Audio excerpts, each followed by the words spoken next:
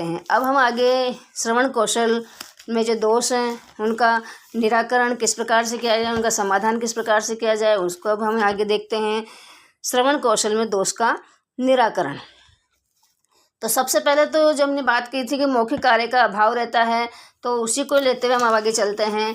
तो जो मौखिक कार्य जैसे कक्ष में जब करवाया जा रहा होता है, तो जो शिक्षक मौखिक कार्य नहीं करवाते हैं उन्हें मौखिक कार्य के लिए प्रोत्साहित किया जाए, उन्हें इस प्रकार से निर्देशित किया जाए और उन्हें प्रेरित किया जाए कि वे ज़्यादा से ज़्यादा कक्षा में मौखिक कार्य करें। जब मौखिक कार्य करेंगे छोटी कक्षाओं में, तो बालक में श्रवण कौशल का अधिक विकास हो पाएगा। दूसरा है, कक्षा में स्वस्थ नियंत्रण रखा जाए। कक्षा को अनुशासित रखना है, तो इसका मतलब ये नहीं है कि उनको डरा धमका कर कक्षा में रखा जाए, बालक को बोलने का अवसर ही प्रदान नहीं किया जाए। ऐसा नहीं होना चाहिए।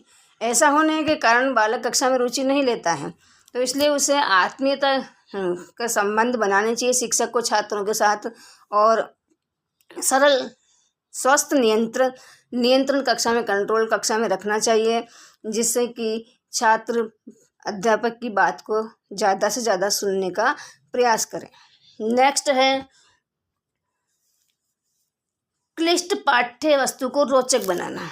ये भी एक बहुत बड़ा कारण है कि जो कंटेंट होता है, कुछ कंटेंट ऐसे होते हैं जो कठिन होते हैं, तो उनको शिक्षक का एक दायित्व होता है, उसका एक कर्तव्य है कि उस पाठ्य वस्तु को रोचक तरीके से सरल बनाते हुए विभिन्न जो शिक्षण विधियों और प्रविधियाँ हैं उनका प्रयोग करते हुए, विभिन्न जो टीचिंग एड्स हैं, दृश्य सामग्री है, उनका प्रयोग करते हुए छात्र के समक्ष रखा जाए, जिससे कि छात्र उसमें रुचि ले, वो कंटेंट उनके लिए सरल बन पाए और वह अच्छे प्रकार से उसे सुन पाए, समझ पाए। नेक्स्ट है, शांत वातावरण की व्यवस्था। हमने बात की थी कि कक्षा और कक्षा के आसपास का वातावरण अगर अशांत होता है, शोर शराबा होता है, तो उसका भी श्रवण कौशल पर प्रभाव पड़ता है। तो इसलिए जो विद्यालय जो है, सबसे पहले तो ऐसी व्यवस्था हो कि विद्यालय जो है वो शांत वातावरण वाले स्थान पर ही बनाया जाना चाहिए, या अगर ऐसा नहीं है तो इस प्रकार की व्यवस्था की जाए कि वहाँ के आसपास का वातावरण शांतिपूर्ण बन सके। उसके साथ में कक्षा में भी किसी प्रकार का शोर नहीं होना चाहिए, इस बात को शिक्षक ध्यान में रखें, और इससे क्या होगा कि छात्र पाठ्य वस्तु पर अच्छे से ध्यान दे पाएगा और उसमें श्रवण, उनको सुनने में सरलता आएगी। नेक्स्ट है, एक समय में एक काम।